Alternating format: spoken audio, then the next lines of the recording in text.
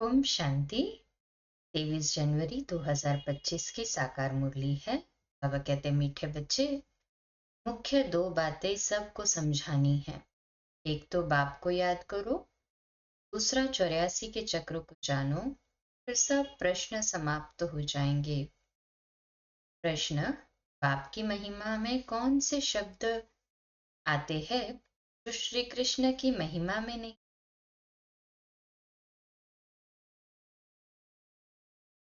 उत्तर है, वृक्षपति एक बाप है। श्री कृष्ण को वृक्षपति नहीं कहेंगे। पिताओं का पिता व पतियों का पति एक निराकार को कहा जाता, श्री कृष्ण को नहीं। दोनों की महिमा अलग अलग स्पष्ट करो। दूसरा प्रश्न है, तुम बच्चे गांव गांव में कौन सा ढिंडोरा पिटवा दो? उत्तर: गांव गांव में ढिंडोरा पिटवा दो कि मनुष्य से देवता, नरकवासी से स्वर्गवासी कैसे बन सकते हैं, आकर समझो। स्थापना विनाश कैसे होता है, आकर समझो। गीत तुम ही हो, माता पिता तुम ही। ओम शांति। इस गीत के पिछाड़ी की जो लाइन आती है, तुम ही नैया वैया, ये रॉन्ग है। जैसे आप ही पूज्य आप ही पुजारी कहते हैं, ये भी वैसे हो जाता है। ज्ञान की चमक वाले जो होंगे वह झट गीत को बंद कर देंगे, क्योंकि आपकी इंसल्ट हो जाती है। अभी तुम बच्चों को तो नॉलेज मिली है, दूसरे मनुष्य को ये नॉलेज होती नहीं है। तुमको भी अभी ही मिलती है, फिर कभी होती ही नहीं। गीता के भगवान की नॉलेज पुरुषोत्तम बनने की मिलती है, इतना समझते हैं, परंतु कब मिलती है, कैसे मिलती है, ये भूल गए हैं। गीता है ही धर्म स्थापना का शास्त्र, और कोई शास्त्र धर्म स्थापन अर्थ नहीं होते हैं। शास्त्र अक्षर भी भारत में ही काम आता है। सर्व शास्त्र में शिरोमणि है ही गीता, बाकी वह सब धर्म तो है ही पीछे आने वाले, उनको शिरोमणि नहीं कहेंगे। बच्चे जानते हैं वृक्षपति एक ही बाप है, वह हमारा बाप है, पति भी है तो सबका पिता भी है। उनको पतियों का पति, पिताओं का पिता कहा जाता है। ये महिमा एक निराकार की गाई जाती है। श्री कृष्ण की और निराकार बाप की महिमा की भेंट की जाती है। श्री कृष्ण तो है ही नई दुनिया का प्रिंस, वह फिर पुरानी दुनिया में संगम युग पर राजयोग कैसे सिखलाएंगे? बच्चे समझते हैं हमको भगवान पढ़ा रहे हैं, तुम पढ़कर ये देवी देवता बनते हो, पीछे फिर ये ज्ञान चलता नहीं, प्रायलोप हो जाता है। बाकी आटे में लून यानी चित्र जाकर बचते हैं। वास्तव में कोई का चित्र यथार्थ तो है नहीं। पहले पहले बाप का परिचय मिल जाएगा तो तुम कहेंगे ये तो भगवान समझाते हैं, वह तो स्वतः ही बताएंगे। तुम प्रश्न क्या पूछेंगे? पहले बाप को तो जानो। बाप आत्माओं को कहते हैं मुझे याद करो, बस दो बातें याद कर लो।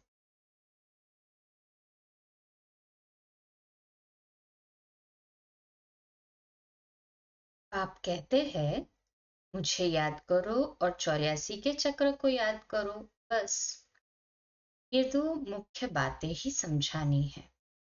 बाप कहते हैं तुम अपने जन्मों को नहीं जानते हो, ब्राह्मण बच्चों को ही कहते हैं, और तो कोई समझ भी ना सके ना। प्रदर्शनी में देखो इतनी भीड़ लग जाती है, समझते हैं इतने मनुष्य जाते हैं तो जरूर कुछ देखने की चीज है, घुस पड़ते हैं। एक एक को बैठ समझाए तो भी मुख थक जाए, तब क्या करना चाहिए? प्रदर्शनी मास भर चलती रहे तो कह सकते हैं आज भीड़ है, कल परसों आना। सो भी जिसको पढ़ाई की चाहना है अथवा मनुष्य से देवता बनना चाहते हैं, उनको समझाना है। एक ही ये लक्ष्मी नारायण का चित्र अथवा बैज दिखलाना चाहिए। बाप द्वारा ये विष्णुपुरी का मालिक बन सकते। अभी भीड़ है सेंटर पर आना। एड्रेस तो लिखी हुई है, बाकी ऐसे ही कह देंगे ये स्वर्ग है, ये नर्क है। इससे मनुष्य क्या समझेंगे? टाइम वेस्ट हो जाता है। ऐसे तो पहचान भी नहीं सकते ये बड़ा आदमी है, साहूकार है या गरीब है। आजकल ड्रेस आदि ऐसी पहनते हैं जो कोई भी समझ न सके। पहले पहले तो बाप का परिचय देना है। बाप स्वर्ग की स्थापना करने वाला है। अब ये बनना है। एम ऑब्जेक्ट खड़ी है। बाप कहते हैं ऊंच से ऊंच मैं हूं, मुझे याद करो। ये वशीकरण मंत्र है। बाप कहते हैं माम एकम याद करो तो तुम्हारे विकर्म विनाश होंगे और विष्णुपुरी में आ जाएंगे। ना तो जरूर समझाना चाहिए ना। 8-10 रोज प्रदर्शनी को रखना चाहिए। तुम गांव गांव में ढिंडोरा पिटवा दो कि मनुष्य से देवता, नरकवासी से स्वर्गवासी कैसे बन सकते हो, आकर समझो। स्थापना विनाश कैसे होता है, आकर समझो। युक्तियां तो बहुत है ना। तुम बच्चे जानते हो सतयुग और कलयुग में रात दिन का फर्क है। ब्रह्मा का दिन और ब्रह्मा की रात कहा जाता है। ब्रह्मा का दिन सो विष्णु का, विष्णु का सो ब्रह्मा का। बात एक ही है। ब्रह्मा के भी 84 जन्म, विष्णु के भी 84 जन्म। सिर्फ इस लीप जन्म का फर्क पड़ जाता है। ये बातें बुद्धि में बिठानी होती है। धारणा नहीं होगी तो किसको समझा कैसे सकेंगे? ये समझाना तो बहुत सहज है। सिर्फ लक्ष्मी नारायण के चित्र के आगे ही ये पॉइंट्स सुनाओ। बाप द्वारा ये पद पाना है। नरक का विनाश सामने खड़ा है। वो लोग तो अपनी मानव मत ही सुनाएंगे। यहाँ तो है ईश्वरीय मत, जो हम आत्माओं को ईश्वर से मिली है। निराकार आत्माओं को निराकार परमात्मा की मत मिलती है। बाकी सब है मानव मत। रात दिन का फर्क है ना। सन्यासी उदासी कोई भी तो दे न सके। ईश्वरीय मत एक ही बार मिलती है। जब ईश्वर आते हैं तो उनकी मत से हम ये बनते हैं। आते ही है देवी देवता धर्म की स्थापना करने। ये भी पॉइंट्स धारण करनी चाहिए जो समय पर काम आए। मुख्य बात थोड़े में ही समझाई तो भी काफी है। एक लक्ष्मी नारायण के चित्र पर समझाना भी काफी है। ये है एम ऑब्जेक्ट का चित्र। भगवान ने ये नई दुनिया रची है। भगवान ने ही पुरुषोत्तम संगम युग पर इन्हों को पढ़ाया था। इस पुरुषोत्तम युग का किसको पता नहीं है। बच्चों को ये सब बातें सुनकर कितना खुश होना चाहिए। सुनकर फिर सुनाने में और ही खुशी होती। सर्विस करने वालों को ही ब्राह्मण कहेंगे। हमारे कच्छ अर्थात बगल में सच्ची गीता है। ब्राह्मणों में भी नंबरवार होते हैं ना। कोई ब्राह्मण तो बहुत नामी ग्रामी होते, बहुत कमाई करते हैं। कोई को तो खाने के लिए भी मुश्किल मिलेगा। कोई ब्राह्मण तो लखपति होते हैं। बड़ी खुशी से नशे से कहते हैं हम ब्राह्मण कुल के। सच्चे सच्चे ब्राह्मण कुल का तो पता ही नहीं है। ब्राह्मण उत्तम माने जाते हैं तब तो ब्राह्मणों को खिलाते हैं। देवता क्षत्रिय व वैश्य शूद्र धर्म वालों को कभी खिलाएंगे नहीं। ब्राह्मणों को ही खिलाते हैं, इसलिए बाबा कहते हैं तुम ब्राह्मणों को अच्छी रीति समझाओ। ब्राह्मणों का भी संगठन होता है, उसकी जांच कर चले जाना चाहिए। ब्राह्मण तो प्रजापिता ब्रह्मा की संतान होने चाहिए। हम उनकी संतान हैं। ब्रह्मा किसका बच्चा है वह भी समझाना चाहिए। जांच करनी चाहिए कि कहाँ कहाँ उन्हों के संगठन होते हैं। तुम बहुतों का कल्याण कर सकते हो। वानप्रस्थ स्त्रियों की सभाएं होती है। बाबा को कोई समाचार थोड़ी देते हैं कि हम कहाँ कहाँ गए। सारा जंगल भरा हुआ है, तुम जहां जाओ शिकार कर आएंगे, प्रजा बना कर आएंगे, राजा भी बना सकते हो। सर्विस तो ढेर है ना। शाम को 5 बजे छुट्टी मिलती है, लिस्ट में नोट कर देना चाहिए, आज यहाँ यहाँ जाना है। बाबा युक्तियां तो बहुत बताते हैं। बाप बच्चों से ही बात करते हैं। ये पक्का निश्चय चाहिए कि मैं आत्मा हूँ। बाबा परम आत्मा हमको सुनाते हैं। धारण हमको करना है। जैसे शास्त्र अध्ययन करते हैं तो फिर संस्कार ले जाते हैं, तो दूसरे जन्म में भी वह संस्कार इमर्ज हो जाते हैं। कहा जाता है संस्कार ले आए हैं। जो बहुत शास्त्र पढ़ते हैं उनको अथॉरिटी कहा जाता है। अपने को ऑलमाइटी नहीं समझेंगे। ये खेल है, जो बाप ही समझाते हैं, नई बात नहीं है। ड्रामा बना हुआ है जो समझने का है। मनुष्य ये नहीं समझते कि पुरानी दुनिया है। बाप कहते हैं मैं आ गया हूँ। महाभारत लड़ाई सामने खड़ी है।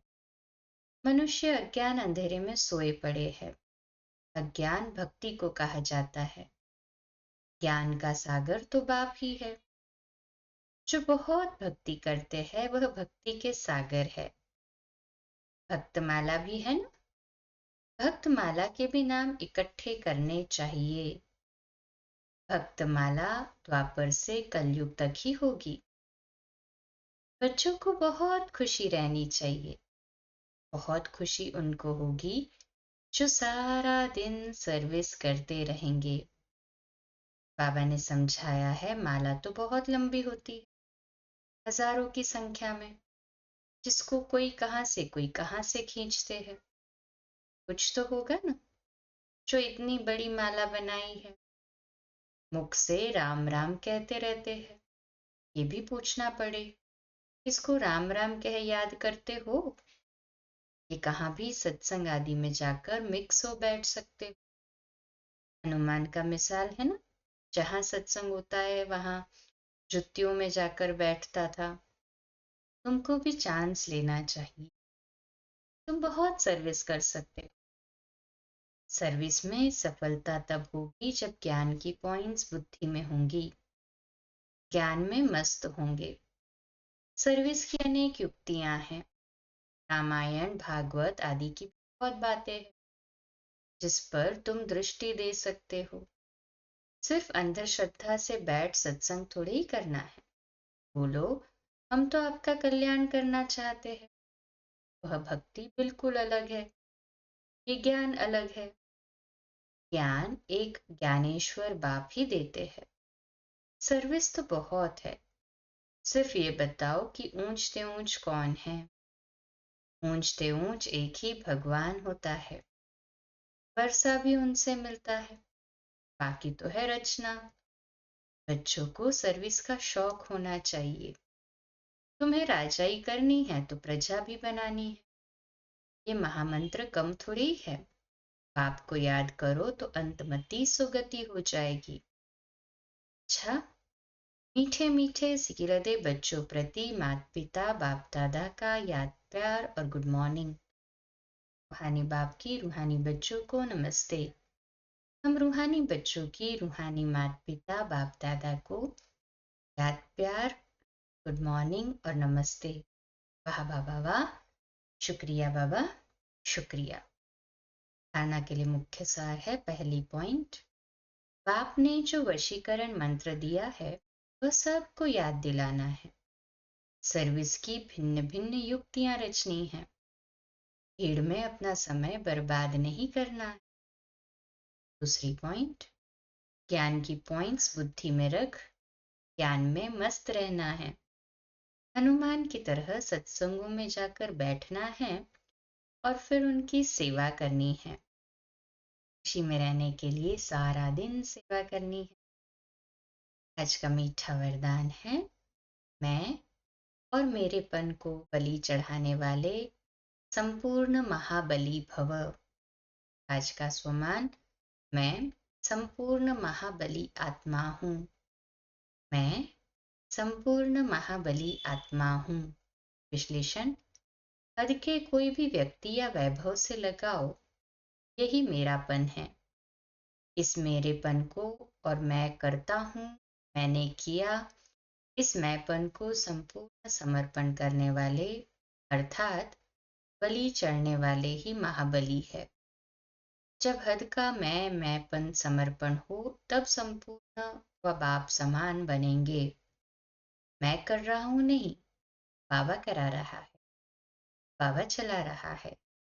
किसी भी बात में मैं के बजाय सदा नेचुरल भाषा में भी बाप शब्द ही आए, मैं शब्द नहीं।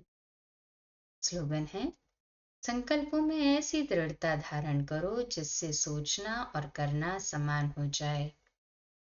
अपनी शक्तिशाली मनसा द्वारा सकाश देने की सेवा का आज का अव्यक्त इशारा है। समय प्रमाण, अब मनसा और वाचा की इकट्ठा सेवा करो। लेकिन वाचा सेवा सहज है, समय अटेंशन देने की बात है। इसलिए सर्व आत्माओं के प्रति मनसा में शुभ भावना, शुभकामना के संकल्प हो। कुल में मधुरता, संतुष्टता, सरलता की नवीनता हो, तो सहज सफलता मिलती रहेगी। अच्छा, कम बोलो, धीरे बोलो, मीठा बोलो, सत्य बोलो, सोच समझकर बोलो। मित भाव, निर्माण भाव, निर्मल वाणी। आज का नया दिन आप सभी को मुबारक हो, मुबारक हो, मुबारक हो। शुभ दिवस। ओम शांति।